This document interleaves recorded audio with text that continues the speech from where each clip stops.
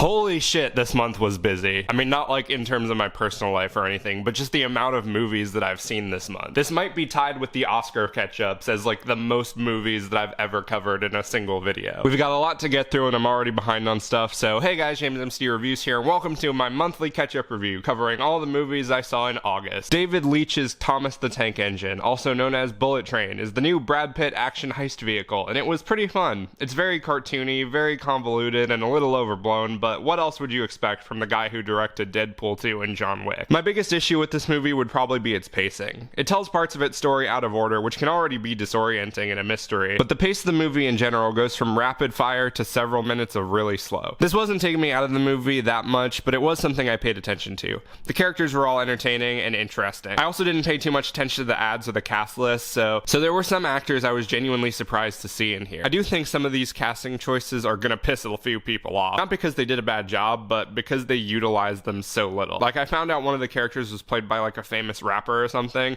and what they do with him is so funny I dare not spoil it here. The standouts by far were Brian Tyree Henry and Aaron Taylor Johnson as Lemon and Tangerine. Their relationship and chemistry was so great to watch, and the fact that a character in a modern action movie acknowledges the GOAT status of Thomas the Tank Engine did not go unappreciated. I also really liked Joey King as the villain. She was a lot of fun to watch. It had a lot of great action, solid set design, and an entertaining story. I don't think you need to see it multiple times, but I'd say check it out in theaters. I'd give it a 4 out of 5. Not Okay is a Hulu original movie directed by Quinn Shepard, and to use a completely original pun, it was okay. Better than okay, actually. It was pretty damn good. I went into this pretty blind. I hadn't seen any trailers, I didn't know what it was about. All I knew is everyone on Letterboxd was talking about it, so I gave it a watch. And I knew I was in for a treat when the content warning at the start of the movie warns about an unlikable female protagonist. That admittedly had me kind of worried that this was going to be like the preachy, obvious morals of Don't Look Up, mixed with the story and characters of Ingrid Goes West. By the time the movie gets going, what it actually is Dear Evan Hansen,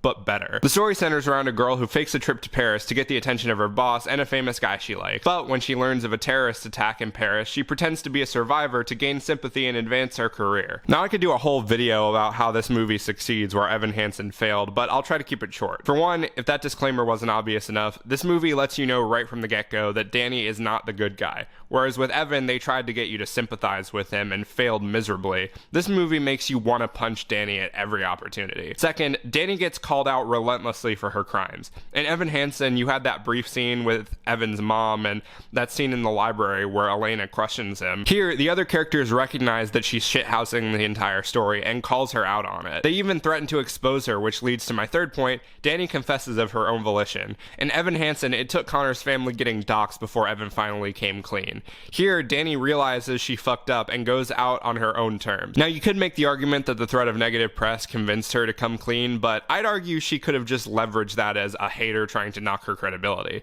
It showed maturity and growth from a character as psychopathic and unforgivable as her. And speaking of which, fourth, she actually faces consequences. Evan Hansen does something horrendous to this family and gets a little more than a slap on the wrist. Danny does something, granted, much worse than Evan and harder to come back from, but as the chapter titles claim, she doesn't get a redemption arc. She loses everything. Her life is in shambles, she has to move house, she loses her job, and there's no cop-out bullshit ending like when Connor's sister says, hey, what you did was pretty shitty, but I'm glad to see you're doing better. No, she goes to apologize to her friend that she hurt, but when she sees the extent to which she hurt her, she leaves because she knows it's not the right time.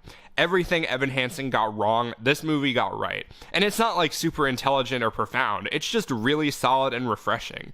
The actors across the board all do great. Zoe Deutsch infuses Danny with so much ignorance and narcissism, and yet she's the human equivalent of a car crash. It's painful to watch, but you just can't look away. Also, casting directors should keep their eyes out for Mia Isaac, the girl who plays Rowan, because she is gonna be a star, mark my words. I've gone on about this movie way too long, so go watch it for yourself. You won't be disappointed. I'd give it a 4 out of 5. Inuo is directed by Masaki Yuasa, and I'm not even sure how to describe what this movie is about in my own words. Something to do with a blind musician haunted by the death of his father who comes across a cursed being named Inuo, who form a rock group retelling the stories of dead souls with their music.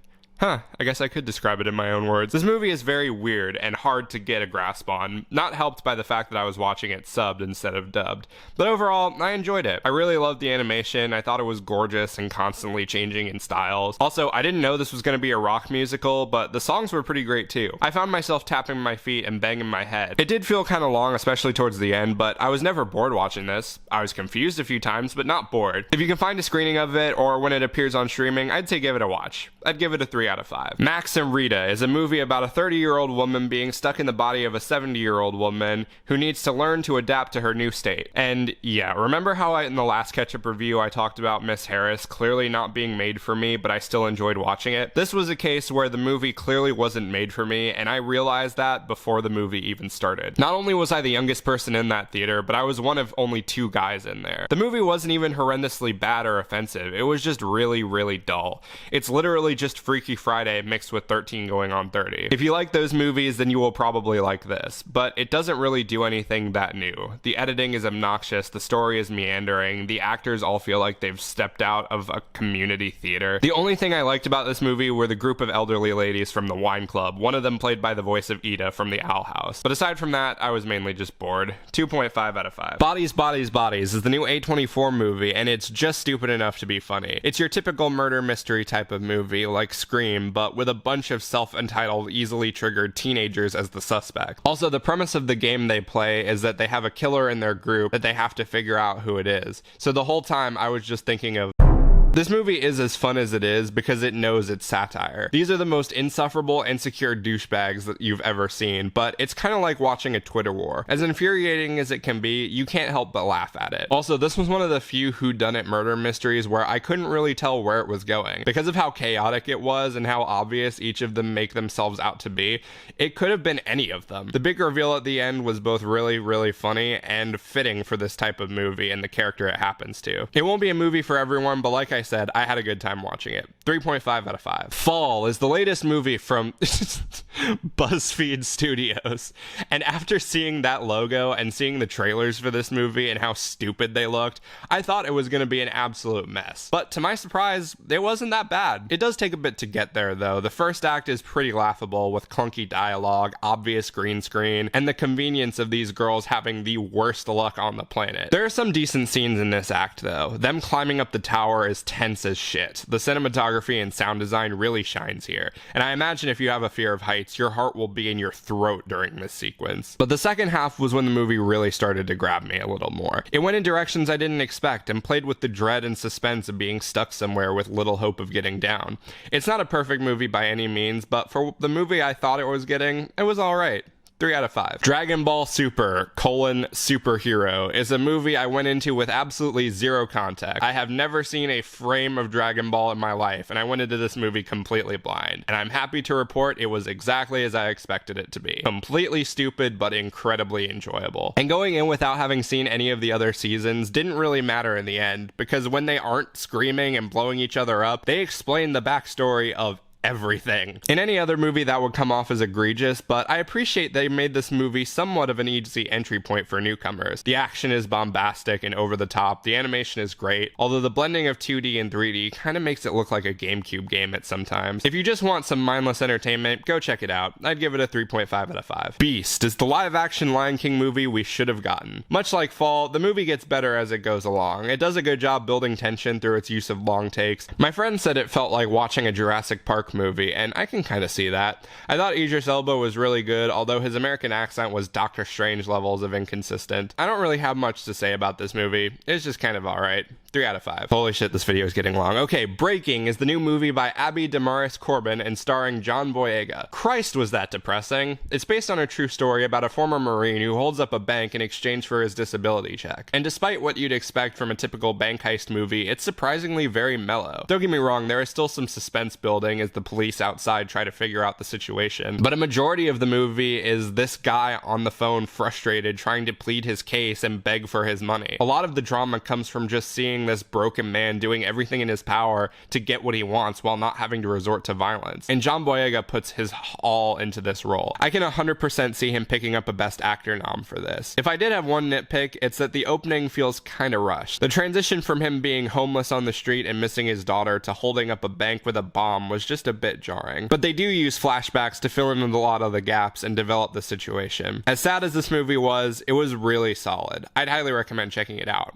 4 out of 5. The Invitation is the latest Dark Universe movie directed by Jessica M. Thompson that tells the story of Evie, a woman who gets invited to a wedding by her estranged cousin from England. After growing an attachment to one of the guests, she discovers that there's more to this group of people than meets the eye. And no, I don't mean they're Transformers. I mean that they're fucking vampires. Now, obviously, this movie isn't actually part of the Dark Universe, but considering the story and the tone, it wouldn't be out of place to say that it was. It kind of feels like the 2020 Invisible Man movie, except without the great direction from Leigh Whannell. Instead of being really tense and well-paced, the movie is just dull and uneventful until the final act, where it just kind of copies the final act of Ready or Not. I didn't get anything out of this movie that I wouldn't have gotten from just watching the trailer. 2.5 out of 5. I also finally watched the SpongeBob Musical. We've had a DVD of this for like years now, and we've only just gotten around to watching it because we suck at everything. I'm not going to go into too much detail with this because there are so many other people who have done more in-depth videos on this musical, but long story short, it was better than it had any right to be. The music was catchy, the set and costume design were great, and the pro shot that we watched was really well put together. Okay, and that does it for this month's Ketchup review. Sorry it took so long, but I had a lot of movies to cover. Let me know in the comments what you watched this month. Check out my bucket list videos for Chicago and Sweeney Todd, and stay tuned for more videos coming real soon.